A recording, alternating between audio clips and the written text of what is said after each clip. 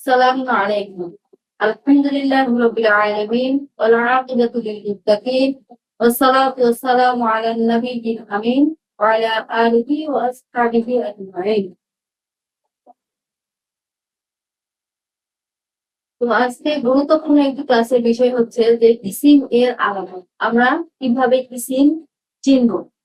কারণ আমাদের পরীক্ষায় দেখা গেছে যে একটি অনুচ্ছেদ দিয়ে দিবে, তার মধ্যে হচ্ছে যে কোরআনের আয়াত দিয়ে দিবে, ওখান থেকে বললো যে ইসিম বের করো, ফেল বের করো এবং হরুফ গুলা আলাদা করে বের করো। এভাবে কিন্তু আমাদের একটি অনুচ্ছেদ দিয়ে ইসিম ফেল হরুফ নির্ণয় করতে পারি। তো তার মধ্যে থেকে আজকে আমরা আলোচনা করব ইসিম এর আলামত।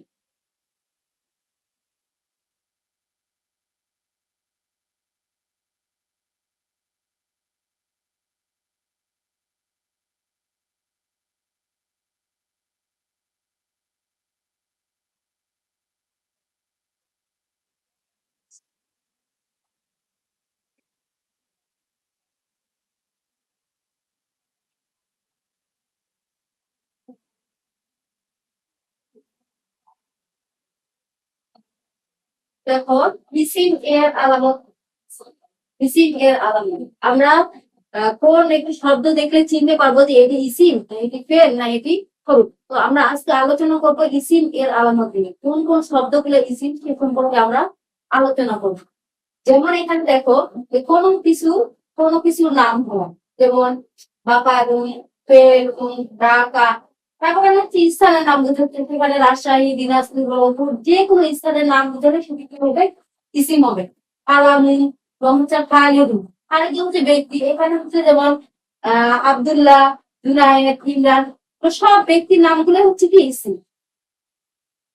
তো আবার হচ্ছে যে শব্দের শেষে তানবিন। শব্দের শেষে তানবিন আমরা জানি, দুই জবর দুই জের দুই পেশকে কি বলে? তানবিন বলে।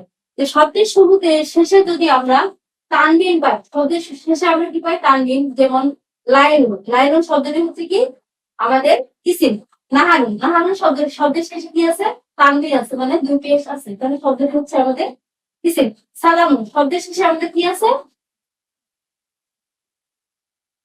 তানবিন আছে, মানে দুই পেশ আছে, তাহলে শব্দটি হচ্ছে আমাদের ইসিম। শব্দের প্রথমে আলিফ লাম, শব্দের প্রথমে কি হবে? এবার আলিফ লাম যুক্ত হলে, শব্দের প্রথমে আলিফ লাম যুক্ত হলে প্রথম কি হবে? আমাদের ইসিম হবে। শব্দটি আমাদের ইসিম হবে।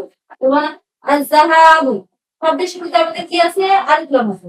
শব্দের শুরুতে যদি আমাদের আলিফ লাম থাকে তাহলে শব্দটি আমাদের কি হবে? ইসিম হবে। আর আকলু শব্দের শুরুতে আমাদের কি আছে? আলিফ লাম আছে। আর শুরবু শব্দের শুরুতে আমাদের কি আছে? আলিফ লাম আছে। শব্দের শুরুতে যদি আলিফ লাম থাকে তাহলে শব্দটি হবে আমাদের ইসিম। শব্দটি তাসনিয়া বা জামআ হওয়া, শব্দটি কি দ্বিবচন এবং বহুবচন। শব্দটি দ্বিবচন এবং বহুবচন হওয়া, শব্দটি দ্বিবচন এবং বহুবচন হলে সেই শব্দটি আমাদের কি হবে? ইসিম হবে। যেমন তুলাবু তালিবান, তুলাবু তালিবান। আমরা জানি আলিফ এবং ওয়াও আলিফ এবং নুন যদি থাকে তাহলে শব্দটি হচ্ছে তাসনিয়া। শব্দটি হচ্ছে কি তাসনিয়া। দেখুন শব্দটি মুজব হয়, শব্দটি মুজব হয়, শব্দটি যদি আমাদের মুজব হয় তাহলে শব্দটা হচ্ছে আমাদের ইসিম। এখানে দেখো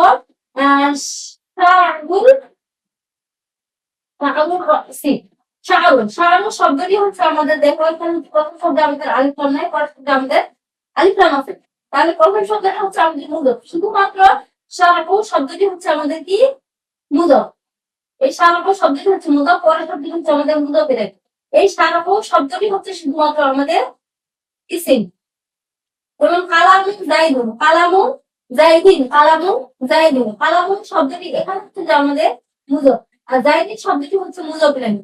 কালামু শব্দটি শুধুমাত্র আমার এখানে হচ্ছে ইসিম। কালামু শব্দটি হচ্ছে আমার ইসিম। এখানে সাকফুল বাইতি, সাকফুল বাইতি, সাকফুল শব্দটি দেখো এখানে হচ্ছে যে আমাদের প্রথম শব্দে আলিফ লাম নাই। আমরা জানি প্রথম শব্দ যদি আলিফ লাম না থাকে, পরের শব্দে যদি আলিফ লাম থাকে তাহলে প্রথম শব্দটি হয় আমাদের মুজব আর পরের শব্দটি হচ্ছে মুজব ইলাইহি। তাহলে সাকফু, সাকফুল, সাকফুল শব্দটি হচ্ছে এখানে হচ্ছে যে আমাদের হচ্ছে সাকফুল শব্দটি হচ্ছে কি ইসিম। আমাদের শব্দটি মাউসুফ হয়, শব্দটি কি হয়? মাউসুফ হয়। আমরা জানি মাউসুফ সিফাতের আমরা দুটি নিয়ম করছি যে দুই শব্দের মাঝে আলিফ লাম থাকলেও শব্দটি মাউসুফ সিফাত হয়, আবার দুই শব্দের মধ্যে আলিফ লাম না থাকলেও মাউসুফ সিফাত। মাউসুফ সিফাত শুধুমাত্র আমাদের মাউসুফ হচ্ছে মাউসুফ যে শব্দ থেকে আলিমুন, আলিমুন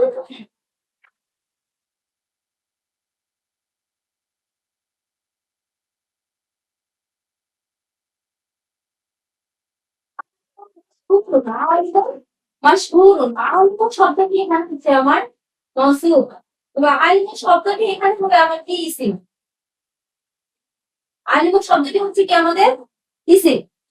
এখন মাসজিদুন কাবীরুন, মাসজিদুন কাবীরুন, মাসজিদুন শব্দটি হচ্ছে আমার ইসিম, কাবীরুন শব্দটি এখানে হচ্ছে আমার মাফউল। তাহলে মাসজিদুন শব্দটি আমার এখানে কি হয়ে যাবে? ইসিম হয়ে যাবে। তো শব্দের শেষে ইয়া এর নিসবাতি হয়, শব্দের শেষে কি হবে?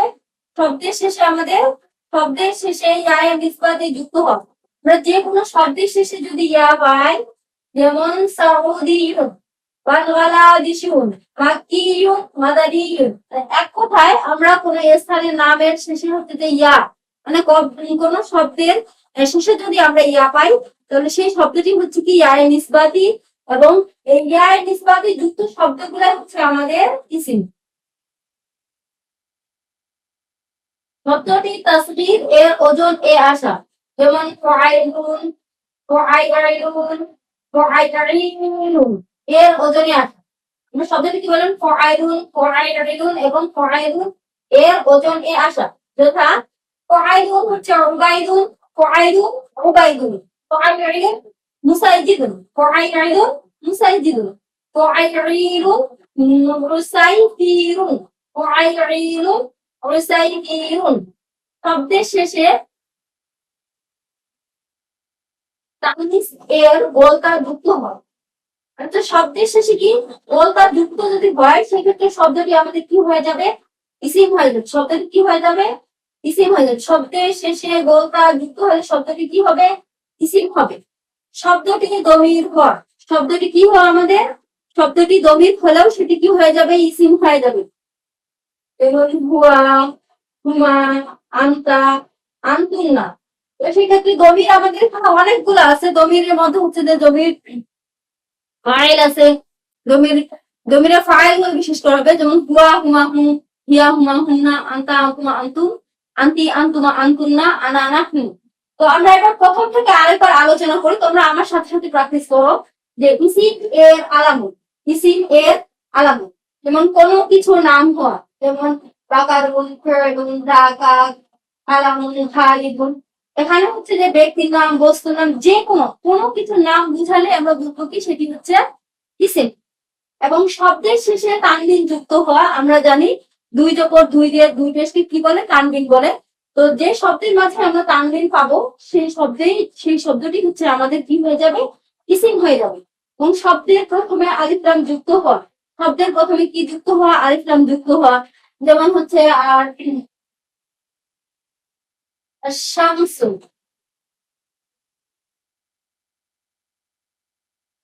শব্দের শুরুতে আমরা কি আছে? আলিফ লাম আছে। শব্দের শুরুতে আলিফ লাম দিলে শব্দটি কি হয়ে যাবে? ইসিম হয়ে যাবে। শব্দটি তাসরিয়া বা জামা হওয়া, যেমন তুল্লাবুন, তালিবানি। শব্দটি মুযাফ হওয়া, মুযাফ হওয়া শাআরুল মুকসি, প্রথম শব্দটি হচ্ছে যে মুযাফ, আলিফ লাম নাই, পরের শব্দটি হচ্ছে মুযাফ। শুধুমাত্র মুযাফ গুলো হচ্ছে যে আমাদের ইসিম হবে, মুযাফ ইলাইহি গুলো কিন্তু ইসিম হবে না।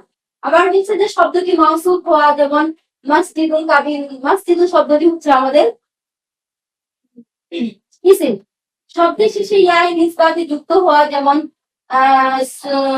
সাউদিয়া, বাংলাদেশিয়া, মাকিয়া, মাদানিয়া। কোন শব্দের শেষে যদি হচ্ছে যে আমরা ইয়া পাই তাহলে সেটা কি হয়ে যাবে? ইসিম হয়ে যাবে। শব্দটি তাসগীর এর ওজনে আসা, যেমন ফাইলুন, ফাইলুন, ফাইলুন এর ওজনে আসা।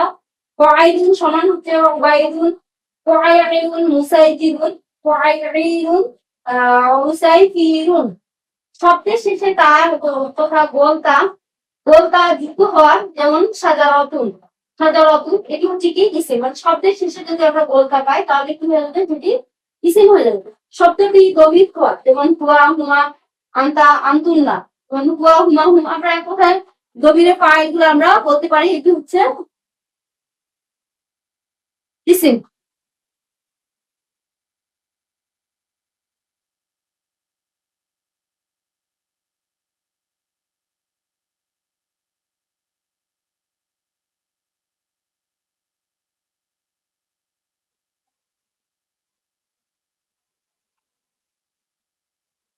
তো আমার সাথে সাথে এই ক্লাসটা দেখো এবং হচ্ছে যে আমার সাথে সাথে প্র্যাকটিস করো, ইনশাল্লাহ তোমাদের ইসিম সম্পর্কে আর কোনো সমস্যা থাকবে না।